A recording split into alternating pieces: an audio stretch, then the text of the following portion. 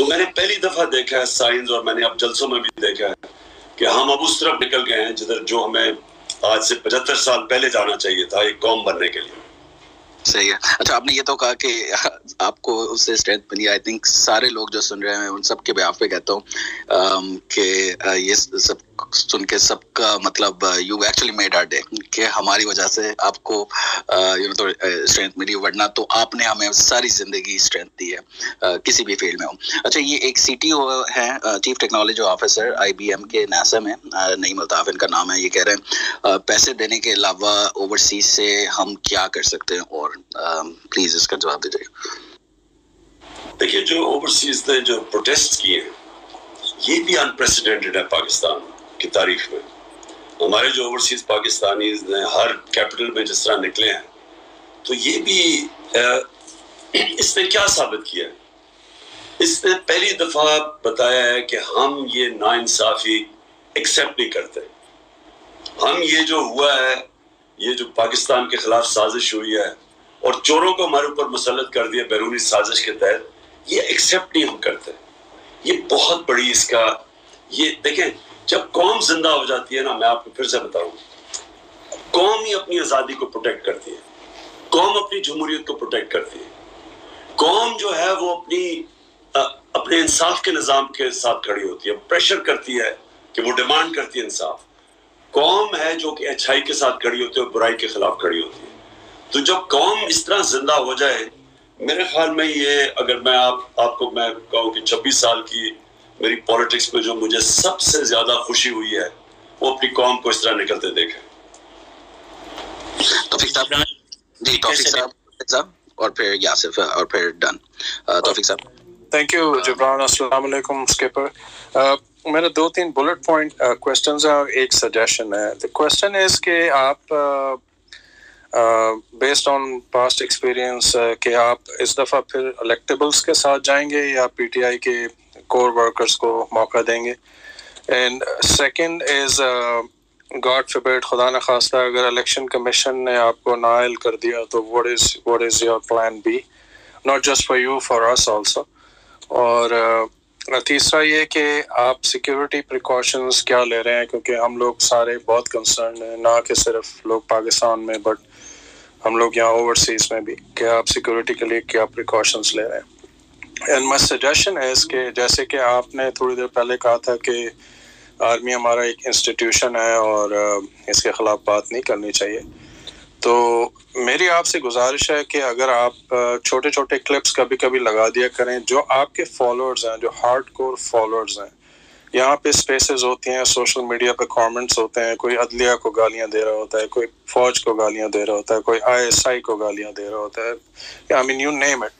تو اگر آپ کی طرف سے میسج جائے گا، because we follow you as a leader, you are our leader, if you gonna say کہ all the people who follow me do not talk about this، تو آئی تھنک وہ ایک بہت بڑی ہیلپ ہوگی. اور آئی تھنک کہ ہمیں اداروں کی عزت بھی کرنی چاہیے اور احترام بھی. Thank you. سوری پہلا کوشچن کیا تھا؟ مجھے باقی دو تھے یاد. کیا تھا پہلا کوشچن؟ کیا یہ الیکشن کمیشن دیکھیں، سب سے پہلے تو کوئی بھی چیز اس کیس کے اندر نہیں ہے فورن فنڈنگ. وہ فورن فنڈنگ ہے ہی نہیں، اس کے اندر بالکل پارٹی کو ڈسکوالیفائی نہیں کر سکتے. حالانکہ الیکشن کمیشن کے اوپر ہماری پی ٹی آئی کو کسی کو کوئی کانفیڈنس نہیں ہے، کیونکہ جس طرح کے انہوں نے فیصلے ابھی تک کیے ہیں، سمپل چیز یہ ہے کہ آپ فنڈنگ، یہ ساری سپریم کورٹ نے آرڈر کیا تھا کہ ساری پارٹیز کی فنڈنگ اکٹھی دیکھی جائے، تو ان کی فنڈنگ دیکھ نہیں رہے اور ہمارے اوپر چڑھے ہوئے، اور ہم بار بار کہتے ہیں کہ ہم پیچھے نہیں ہٹ رہے، ہم چاہتے ہیں، اور میں انشاءاللہ یہ ثابت ہوگا کہ ہماری کوئی بھی ہمارا غلط کام نہیں ہے، کیونکہ ہماری تو پراپر پولیٹیکل فنڈ ریزنگ ہے، باقی کوئی تو ہے ہی نہیں. تو اگر وہ ساتھ کریں تو دنیا کو تو پتہ چلے کہ ایکچولی کون سی پارٹی ایک جس طرح دنیا کے اندر جو اسٹیبلش پارٹیز ہے، کنزرویٹو، لیبر انگلینڈ میں یا ریپبلک، یہ کیسے فنڈ ریزنگ کرتی ہے، تو وہ سب کے سامنے آ جائے گا. دوسرا آپ کا کوشچن تھا فوج کا جی، اور الیکٹیبلز کا. دیکھیں الیکٹیبلز جو ہیں ان میں سے کئی بڑے ہمارے ساتھ کھڑے رہے، اور انفارچونیٹلی کئی صرف اور صرف اپنے ذاتی مفادات کے لیے انہوں نے ہمارے سے بڑی غداری کی.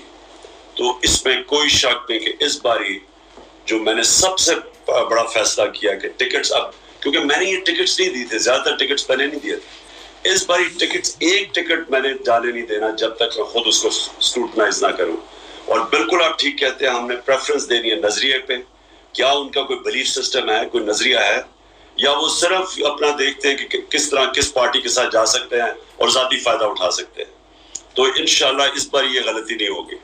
سر ایک آکوپائڈ کشمیر سے ایک کوشچن ہے, اور ان کا یہ کہنا ہے کہ آپ کے دور میں مقبوضہ کشمیر کے بارے میں بہت ایک ایسا موقف اٹھایا گیا تھا جس طرح پاکستان نے پہلے کبھی نہیں کیا تھا, لیکن گوئنگ فارورڈ ان کا سوال یہ ہے کہ پریکٹیکل سٹیپس جو ہیں اس میں آپ کو کون سی ہنڈرنس آئی تھی ڈیورنگ یور گورنمنٹ اسٹینڈ, اور آپ کس طرح سے پلان کر رہے ہیں کہ آگے اگلی ٹینیور میں وہ نہ آئے؟ کشمیر کی بات کریں؟ جی کشمیر کے بارے میں. دیکھیں, پہلے تو حکومتیں پچھلی بات ہی نہیں کرتی تھی کشمیر کی.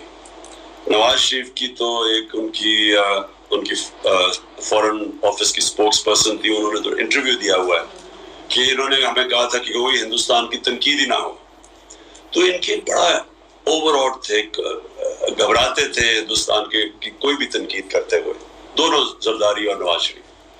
اور اس کی بہت بڑی وجہ یہ ہے کہ ان کے پیسے پڑے ہوئے ہیں ویسٹرن بینکس میں, آف شور اکاؤنٹس میں, ان کی پراپرٹیز باہر ہیں, اور ان کو سارا وقت ڈر لگا رہتا ہے کہ یہ جس طرح رشین اولیگارکس کی پراپرٹیز ضبط کی جا رہی ہیں اس وقت, تو ان کی بھی پراپرٹیز کسی وقت ضبط کر سکتے ہیں, کیونکہ یہ ثابت ہی نہیں کر سکتے ان کے پاس پیسہ کدھر سے آیا, کیونکہ چوری کا پیسہ ہے. اس لیے انہوں نے کبھی بھی وہ, کیونکہ انڈین لابی بڑی طاقتور ہے اور وہ امریکہ میں بہت طاقتور ہے انڈین لابی, تو یہ سارا وقت ان کو خوش کرنے کی کوشش کرتے ہیں تاکہ وہ جو جدھر ان کے پیسے پڑے ہوئے باہر کے ملکوں میں وہ سیف رہیں. اور اس لیے انہوں نے کوئی کشمیر کے لیے کبھی کسی قسم کی سٹینڈ یا اسٹیٹمنٹ نہیں دی. ہماری کوشش یہ ہے کہ ہمیں ہر فورم کے اوپر کشمیر کی بات کی جائے, لوگوں کو بتایا جائے کہ کس طرح کا ظلم ہو رہا ہے وہاں, اور اس میں ہماری گورنمنٹ بڑی کامیاب ہوئی. ہم نے ہر فورم کے اوپر اس کو اٹھایا اور لوگوں میں اویئرنیس ریز کی, اور یہ پھر ایک اسٹرگل کا حصہ ہے. آپ جنگ تو لڑ نہیں سکتے, جنگ لڑنے کا تو سوچے بھی کوئی نہ, کیونکہ جنگ لڑنے کا مطلب ایک دو طاقتوں کے اندر جدھر نیوکلیر آرمز ہیں, آپ سوچے بھی نہ جنگ کا.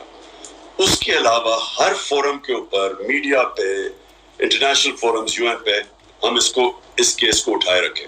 اور میں سمجھتا ہوں کہ یہ جو کشمیر کی آج کل اویئرنیس ہے, جو کشمیر میں ظلم ہو رہا ہے, یہ جو ہندوستان کر رہا ہے, میں سمجھتا ہوں یہ کبھی پہلے نہیں تھی انٹرنیشنل اویئرنس. جی جبران, نوید سب can we just have it for 5 minutes کیونکہ just 5 منٹ ہیں Jibran, just have a few speakers on it. بالکل, we'll keep it short. Naveed, one of the most brilliant researchers we have on Twitter. Naveed, please بولیں کچھ. السلام علیکم. It's an immense pleasure to talk to you, Mr. Prime Minister over here. سر جی, میرے پاس کوئی question نہیں ہے. I have few suggestions only. You should wear a bulletproof vest. You should only address to the public rallies inside the bulletproof cabin because you have serious security threats. اور تیسرا سر جی کہ آپ کو ایک آرگنائز کرنے کی ضرورت ہے. Party reorganization is the hell like mandatory, یہ بہت زیادہ ضرورت ہے, اور تبدیلی رضاکار پروگرام. لاسٹ ون از کہ you should highlight all the initiatives and development work being done by the PTI government. Thank you very much, sir. ٹھیک ہے, بالکل. دیکھیں ایک چیز پلیز یاد رکھنا کہ میں جب کینسر ہاسپٹل کھولا تھا